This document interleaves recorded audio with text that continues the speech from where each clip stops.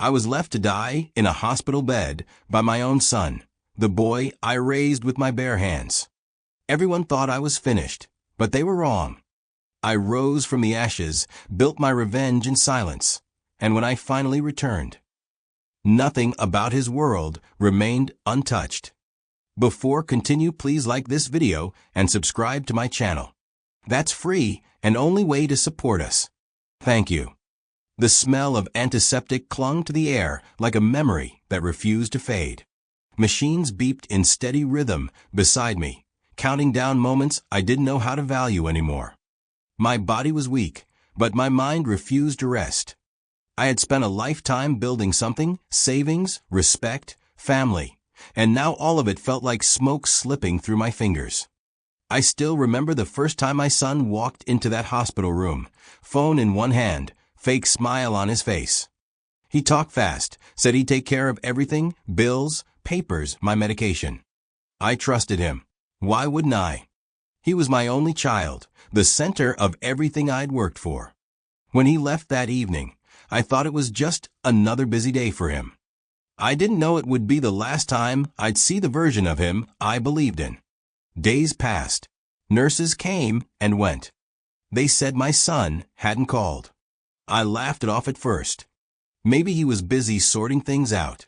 Maybe he was visiting the bank. Hope is funny that way. It keeps you blind long enough to hurt. One afternoon, the hospital accountant came in holding a folder thicker than my medical chart. He told me gently that my insurance had been canceled. My bank account was empty. My house, apparently, had been transferred to another name. I thought it was some cruel mistake. My son would never do that, I told him. Never.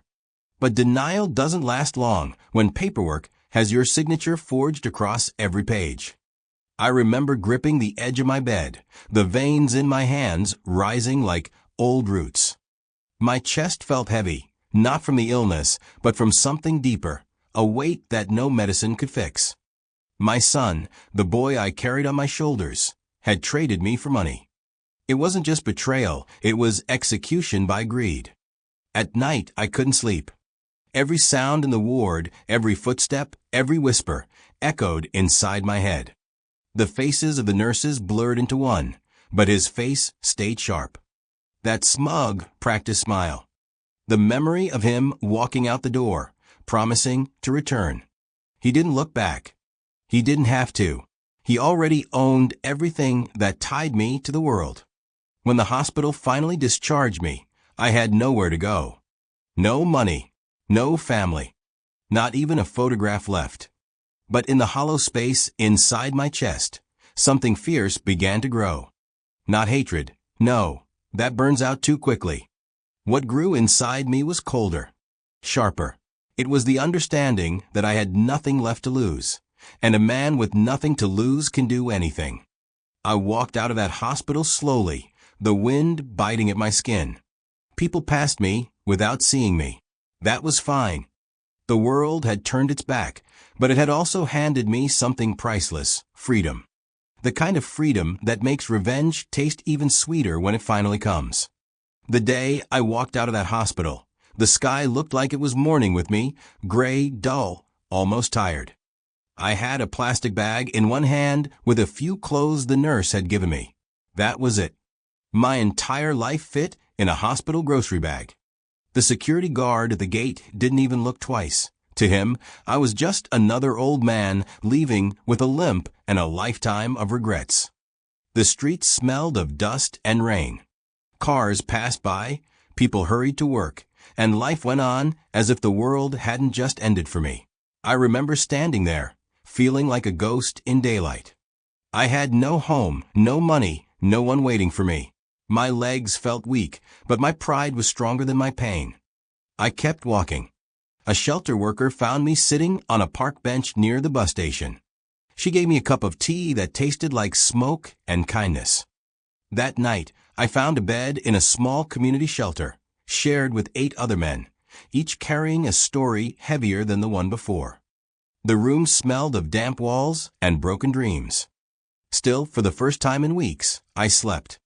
Days turned into weeks. I swept floors, washed dishes, and slowly rebuilt my strength. People there didn't ask about my past. They all had one too painful to share. Some were betrayed by friends, others by their own blood. We became a strange kind of family, bound not by love, but by loss. They called me Professor, because I still spoke like someone who had once mattered. I didn't correct them. Let them believe I was someone wise. In truth, I was a man sharpening his anger quietly. I spent my days reading newspapers left behind by others. I wanted to understand the world my son now lived in, the glitter, the greed, the endless hunger for more. Every headline about money made me think of his face, that grin he wore when he thought he'd won. That image haunted me until it hardened into purpose. One night, as rain drummed on the tin roof, I sat by the shelter window and made myself a promise. I wasn't going to die a victim. My son might have left me broken, but he'd forget one thing. I built him. I knew how his mind worked, where his weaknesses hid, and what frightened him most, losing control. So I waited. I observed. I saved every penny for my small job as a caretaker. I learned who to call, what papers to file, and where to begin. Revenge wasn't an explosion. It was a construction project, brick by patient brick. By the time the sun rose the next morning, I wasn't the same man who'd been left to rot in a hospital bed. The old me had died there. The one walking out of the shelter that day was something else entirely, a man reborn from humiliation, with a quiet storm growing behind his calm eyes. The shelter had become my home, though it was nothing more than 4 cracked walls and a creaky fan that coughed more than it spun. But in that silence, in that lonely corner of forgotten souls, I began to think clearly again. Grief had burned through me like fire, but what remained after the ashes settled was something sharper: focus. During the day, I worked as a caretaker in an old library nearby. The place smelled of dust and secrets, and I loved it. No one disturbed me there. It was the perfect hiding spot for a man who had been erased from his own life.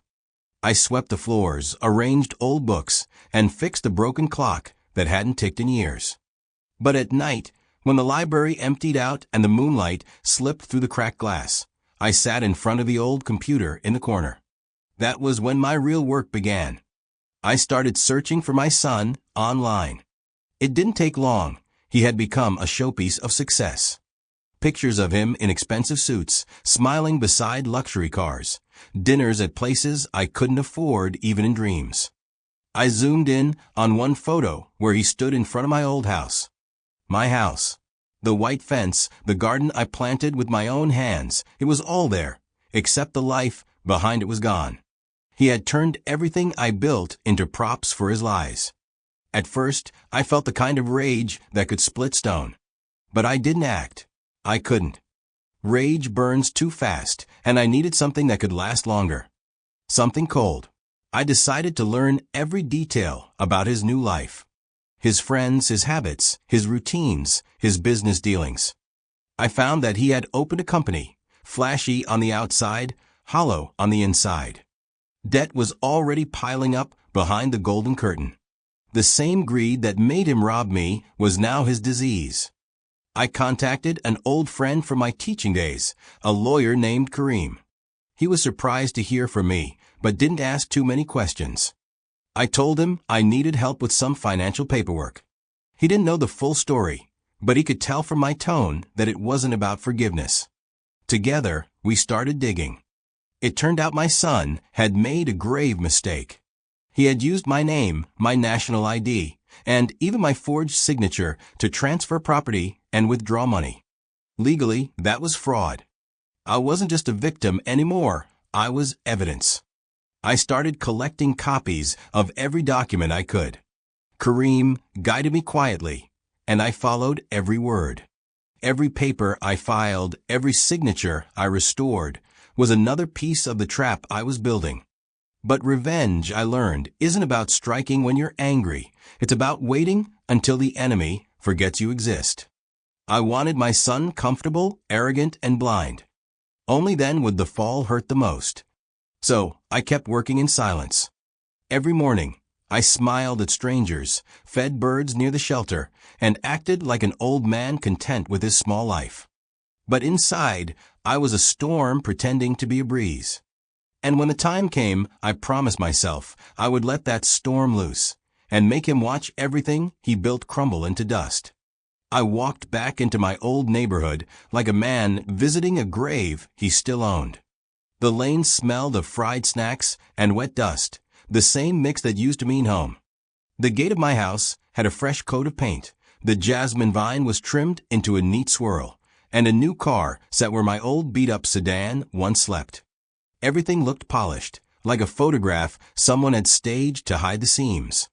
My son stood on the porch, talking loudly into a phone, voice full of the kind of confidence money buys. He saw me and didn't recognize me. That moment felt like a verdict. He turned away without a second look, as if an old stray had passed and nothing was owed.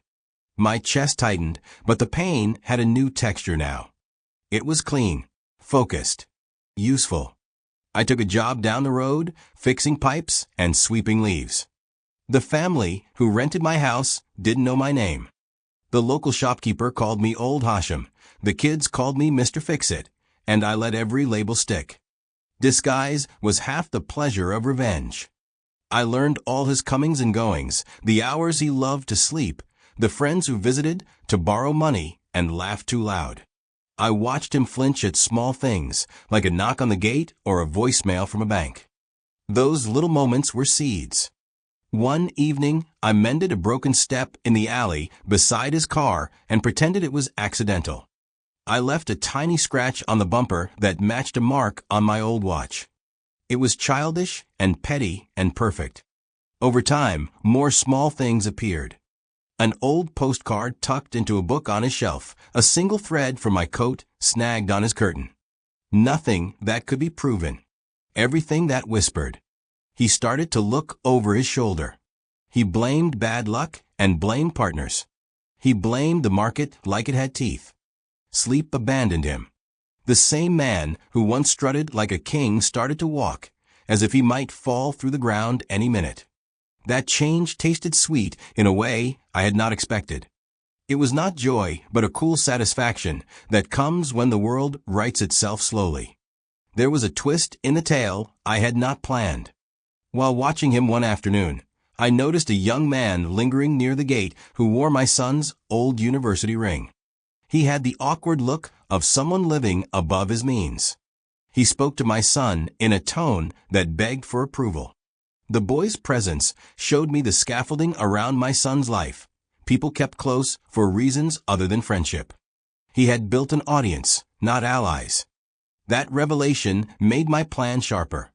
I began to use gossip like a scalpel. A whispered rumor in the right ears spread faster than any document. It was not a lie. It was a truth bent until it cut. People who once toasted his name started asking about loans, about late payments, about missing receipts. His contacts shrank.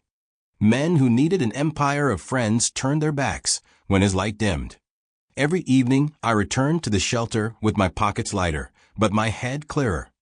I slept with a grin I did not recognize, one that had nothing to do with malice and everything to do with a strange justice seeping back into my life. Revenge wore many coats. This one fit me like an old glove. The storm came without thunder, just quiet ruin. My son's world began to crack, not in one big explosion, but through small, invisible fractures that no one noticed until it was too late. It started with a phone call from the bank, then another from a supplier, then silence from the people who once called him sir. I knew every step of it before he did. My lawyer friend Kareem had filed a report under my name, documenting the forged transactions and illegal transfers my son had made using my identity. The investigation was discreet at first, like a predator stalking its prey in tall grass. He never saw it coming. The first thing they froze were his accounts. Overnight, his credit card stopped working. His salary was withheld. His car loan defaulted. He thought it was a system glitch. I watched from afar as he shouted into his phone, pacing outside my old gate. face pale under the expensive sunglasses that no longer suited him. He ran from one bank to another, trying to fix what couldn't be fixed. The whispers started spreading through the business circle, rumors of fraud, mismanagement, betrayal.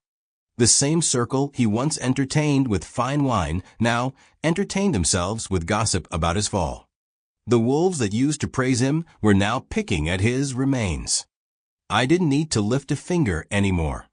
The world was doing the heavy work for me. Still, I wanted him to feel it, not just lose money, but lose peace. So, I began leaving reminders of me everywhere.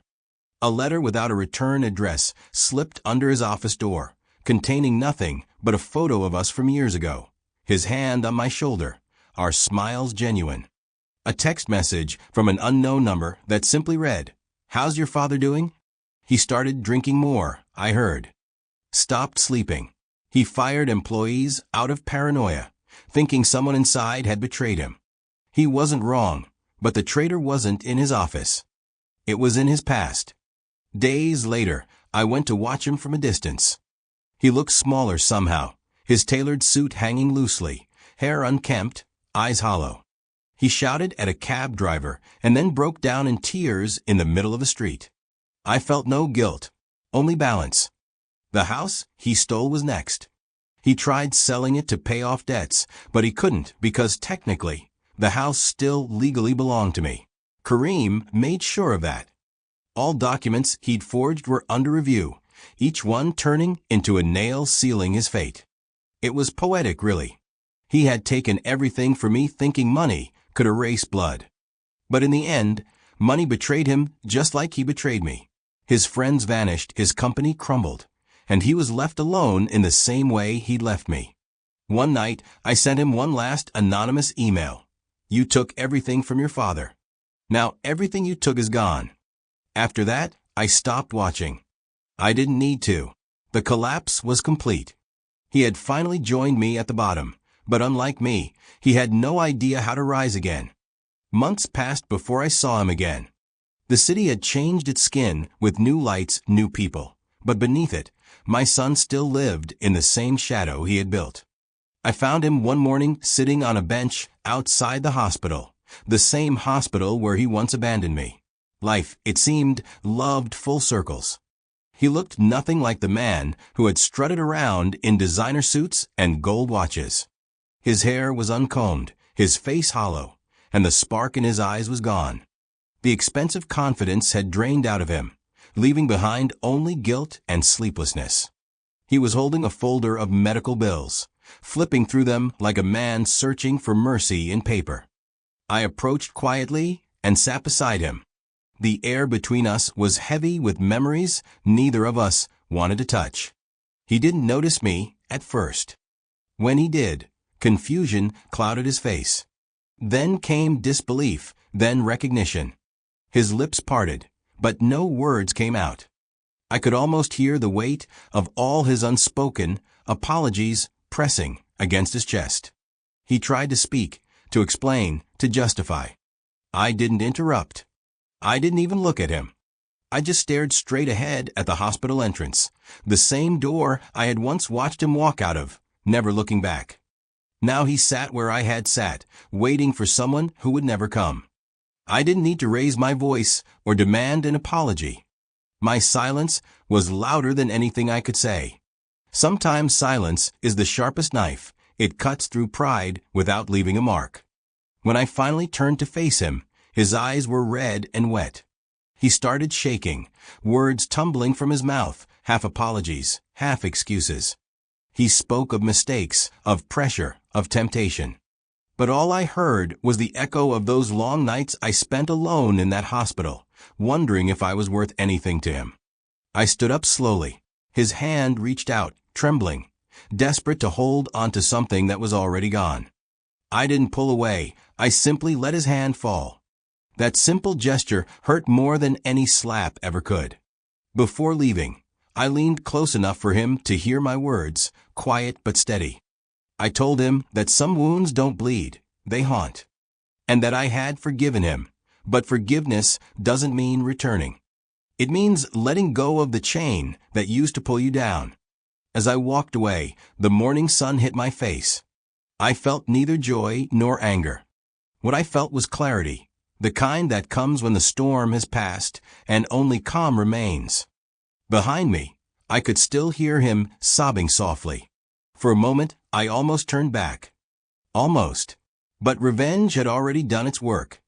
It wasn't about punishing him anymore. It was about proving that I could stand, walk, and live again without needing the approval or presence of the man who once called me father. That day, I didn't just walk away from my son. I walked away from the ghost of the man he'd made me. After that meeting outside the hospital, something inside me settled. I wasn't just surviving anymore, I was taking back what had always been mine. The world that had once seemed cruel now felt like clay in my hands, ready to be reshaped. Revenge wasn't over. It had only matured into justice. Kareem, my loyal lawyer friend, worked silently in the background, turning every forged paper into evidence. Each signature my son had faked became a confession in ink. Every illegal transfer became a stepping stone leading straight back to me. It took months of patient work, court filings, hearings, documentation, but I attended every session, quiet and calm. The judge must have seen something in my eyes, not anger, but a strange kind of dignity. One morning, the verdict came. My son's forged documents were nullified. The ownership of my house, the accounts, and even my savings were reinstated in my name. Legally, I was back from the dead. The system that once buried me now had to bow. When I walked back into that house, the smell hit me first, the faint trace of my old furniture, the dust of years gone by, and something else, a ghost of betrayal that still lingered in the corners. I didn't throw anything away. I wanted every scar to stay visible, every mark to remind me of what blind trust can cost. Neighbors came by with forced smiles, pretending they hadn't gossiped about me when I vanished. They asked if my son would be moving back too. I simply smiled and said, "He's moved far enough already." They didn't ask again. At night, I stood on the balcony, looking at the lights flickering in the city below. I thought about how easily I had lost everything, and how hard I had to fight to reclaim it. It wasn't the property that mattered. It was the principle. The proof that even the weakest man, once stripped of everything, could still rebuild himself and take back what was his, with patience sharper than any weapon. My son, now bankrupt and socially ruined, sent a letter through one of his old friends. It was crumpled, half tear-stained, half pleading. I didn't open it.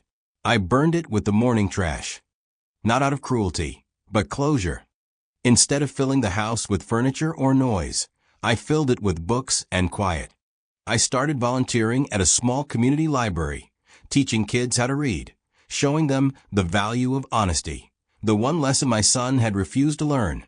People said I was lucky the law sided with me, but I knew it wasn't luck.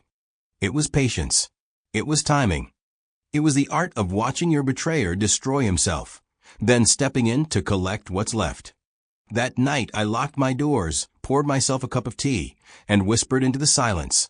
The empire he built on lies had fallen, and I was the only one left standing. It's strange how the world forgets a man the moment his money disappears. My son had once been the center of attention. Every gathering, every photo, every conversation somehow found its way back to him. But when his empire crumbled, he became invisible overnight. People stopped answering his calls. Invitations vanished. Even the so-called friends who once toasted to his success now pretended they had never known him. Word spread through the business circles faster than fire in dry grass. They said he was bankrupt, said he had forged his father's name, said he was being investigated for fraud. Each rumor was true, but none were started by me. I didn't have to. Truth travels faster when it smells like gossip. I watched the fall from a distance, never interfering. He moved from that grand house to a smaller flat in the old part of town. Then from that flat to a shared room behind a mechanic's garage.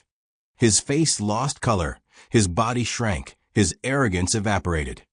I heard he started visiting old clients, begging for work, men who once begged him.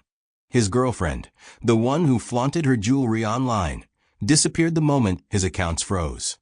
She posted pictures with another man a week later. I heard he went to see her once, and she refused to open the door. I shouldn't have cared, but part of me smiled. Karma didn't need my help anymore. It was on autopilot. One evening, I saw him from afar, standing near the same tea stall where I used to wait for him after school. He didn't notice me. He was counting coins to buy a cup of tea, his hands trembling like mine had once trembled in that hospital bed. I stayed hidden in the crowd, watching the wheel of fate turn. Sometimes late at night, I caught myself thinking about the boy he used to be, the one who shared mango slices with me during summer afternoons, who held my hand at the bazaar, who promised he'd always take care of me. That memory still hurt. It was a softer kind of pain now, like pressing on an old bruise just to remember it's still there. Then I'd remember the hospital room, the empty doorway, the silence that followed him leaving, and the pain would vanish again. I refused to pity him. Pity is mercy, and mercy is wasted on the ungrateful. He tried to reach me a few times through letters. Long, rambling apologies about confusion, mistakes, promises to change. I never replied. I'd learned that some people don't deserve a second chance. They deserve the life they built for themselves. When the newspapers finally printed his name in the bankruptcy column, I cut the page and folded it into my journal. Not as a trophy, but as a warning. For me. For anyone who ever forgets that love without respect becomes a weapon in the wrong hands. I had regained my peace, my home, and my name. He had lost everything he'd traded me for. The balance was complete. And yet, somewhere deep down, I knew this story wasn't about revenge anymore. It was about consequences. The kind that life delivers without needing anyone's permission. Peace came slowly, like the first light after a long, violent storm. My anger had burned itself out, leaving behind something softer but steadier, a calm kind of strength. I had taken back my life, my home, my dignity. But revenge, I realized, was not the final chapter. It was only the turning point. I didn't want to spend the rest of my years as a man defined by betrayal. So I began to build something new, not from hate, but from understanding. I started visiting the same shelter that had once saved me, this time not as a broken man, but as someone who could help. I told them nothing of my past. I simply listened. I fixed things, fans that wouldn't spin, doors that wouldn't close, hearts that wouldn't heal.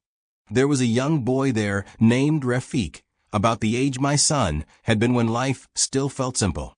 He was sharp, stubborn, and full of that restless energy that burns brightest before it learns direction. I saw myself in him, the same hunger, the same loneliness hiding behind a proud face. So I taught him little things, how to manage money, how to read a contract, how to never let someone's kindness become their weakness. One afternoon, while we were repairing an old bookshelf, Rafik asked me why I smiled so often when I worked. I told him happiness is the best revenge. You don't have to destroy your enemies, you just have to live better without them. He laughed, not fully understanding, but maybe one day he would. Outside, the world went on. My son, I heard, was trying to rebuild. He'd found small jobs, odd work, moving furniture, driving cars he could never own. Sometimes people whispered that he had changed, that guilt had softened him. I didn't go to see it for myself. I didn't need to. Some lessons don't need an audience.